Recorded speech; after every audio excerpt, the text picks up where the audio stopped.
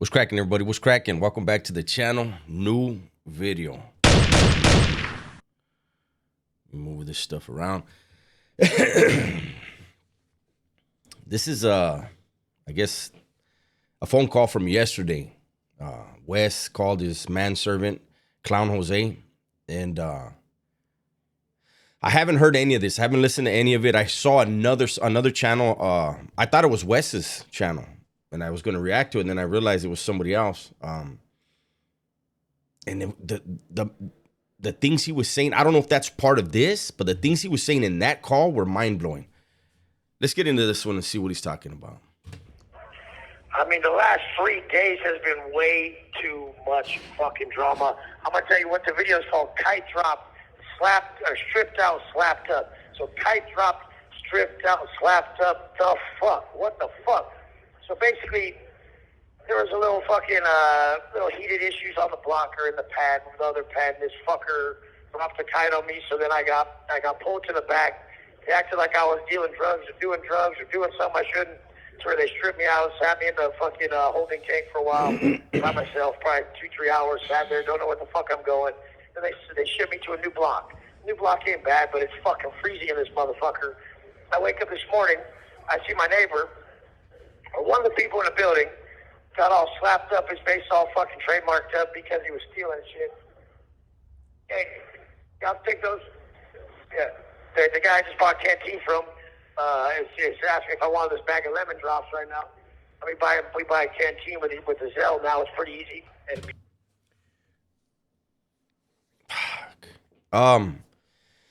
So a couple days ago, he did the video.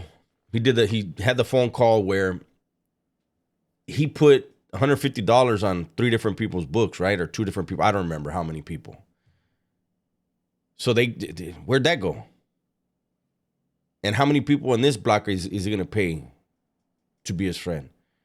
There's a pattern with this dude, man.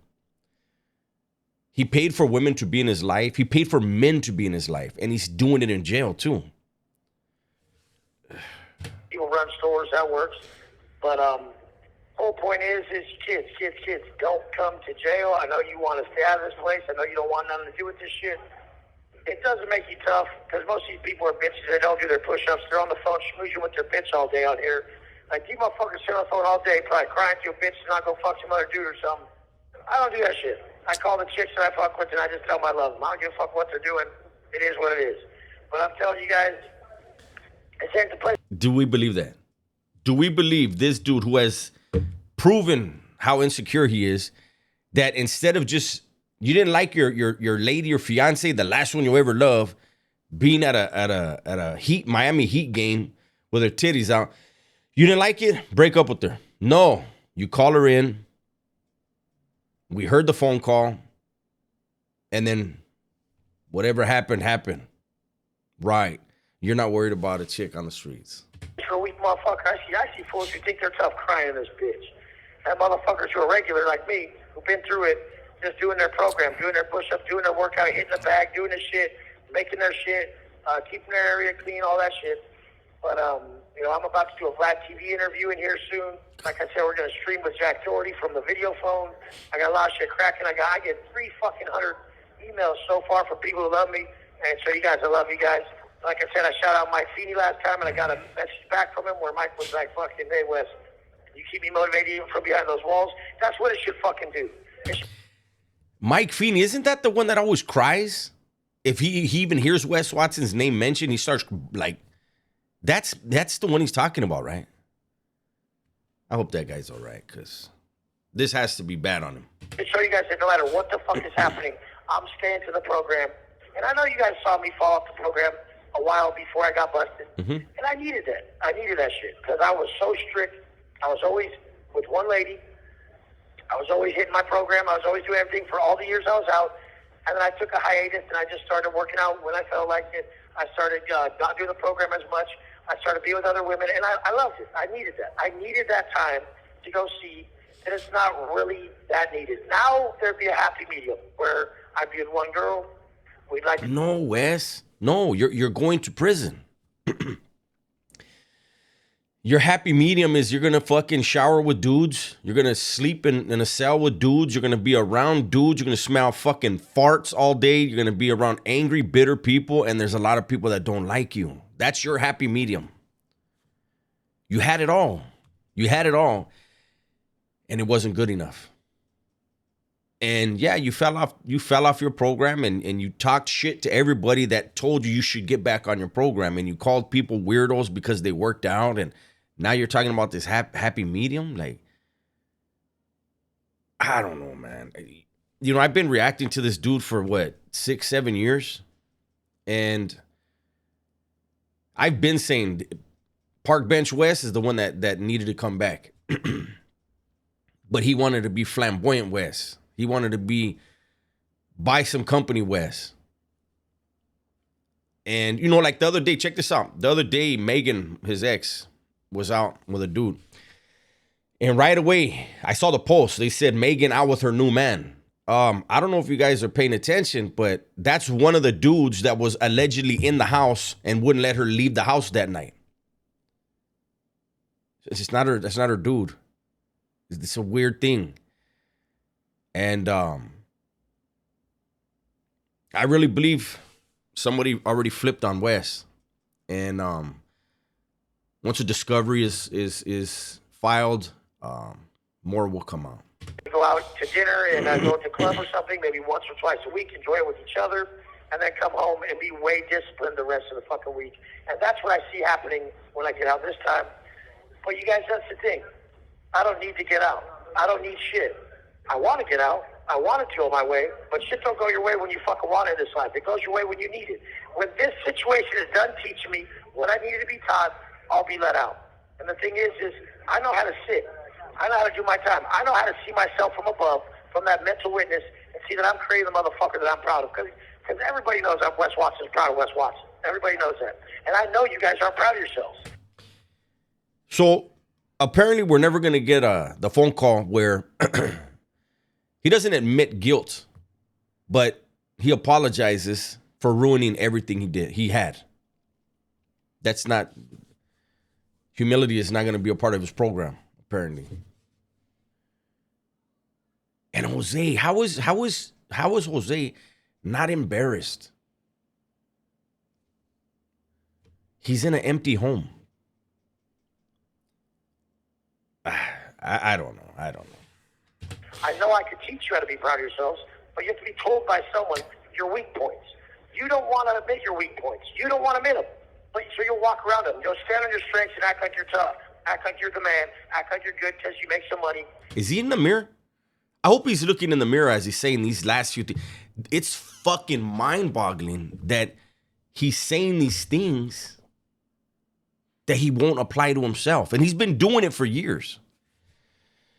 Ay, Wes. Wes is the gift that keeps on giving. You know, when I first started roasting Wes, I had fun. It was so hilarious, the things that he was saying that were obviously not real, right? Anybody, and I keep saying anybody that's been in the California Department of Corrections heard his shit and just laughed out loud. It was so ridiculous, right? But it's just not fun anymore. I mean, to me, it's just not fun. This is somebody who really could have made a big impact, a great impact. He could have been somebody to show, like, you point to, like, hey, that dude was an ex-convict, and look at what he was out. Look at what he's been able to do. Instead, he did what a lot of people expect an ex-convict to do. And he comes with the carny talk and the gibberish. Because maybe you're swole, you're this or that, but you ain't all three, motherfucker. You ain't rich, rare. You ain't that motherfucker. That's You've back. Done all three. That's I've done back. all three. And the thing is I'm willing to admit my weak points. One of my weak points was being too disciplined. I wasn't able to step out of my discipline when I wanted, what kept me strong, to be able to make my chick's life more enjoyable, have more fun, and do that shit. So now that's going to be part of this. A lot of you guys aren't that way. A lot of you guys just literally living your strengths and living that shit and know that that's all you got. And you're afraid to magnify your weaknesses to level up. You have to laser focus on these weak points to level up. Everybody does. So that's what I'm doing right now. Laser focus on the weak points so I can level up. So Wes, what made you decide to laser focus on your weak points? Was it the fact that you allegedly beat the hell out of a woman? Was that what did it? Because you weren't going to do it without this happening. Luckily, she wasn't seriously injured. But I'm going to go back to, we know Wes was in the house that night. We know Megan was in the house. And we know there were at least 2 other people in there, and only one of them has been charged. I'm sure you're wondering why the other one wasn't, Wes. And the whole point is I've already lived a good life. I don't give a fuck. I've already done everything. I'm already a motherfucking living legend. That's it. That can't be taken from me. I want you guys to be that. I've already actualized. I've told you guys, Maslow's law of growth needs is self-actualization and self-transcendence. I'm not going to listen to that. I'm not going to listen to gibberish. We're 4 minutes in. That's all I can do. I'm telling you, I can't. Zero accountability. Zero introspection, right? You know, in California, a lot of people don't know this. When you get a life sentence, it's not like the movies where, you know, you go in 1990, and as long as you do good in 2020 on March 7th, you can go home, and then that day comes and you go home. It's not like that in California. When you have a life sentence in California, you may, as long as you don't have life without, if you have a life sentence, you'll get a certain board date, and that's all it is. It's a date with the board. You have a hearing with the board. Before that, you have a hearing with a psychologist who can assess your threat level to society. Then you have your board hearing. You have an opportunity to show whether or not you have developed personal insight into what made you okay with the things you were doing.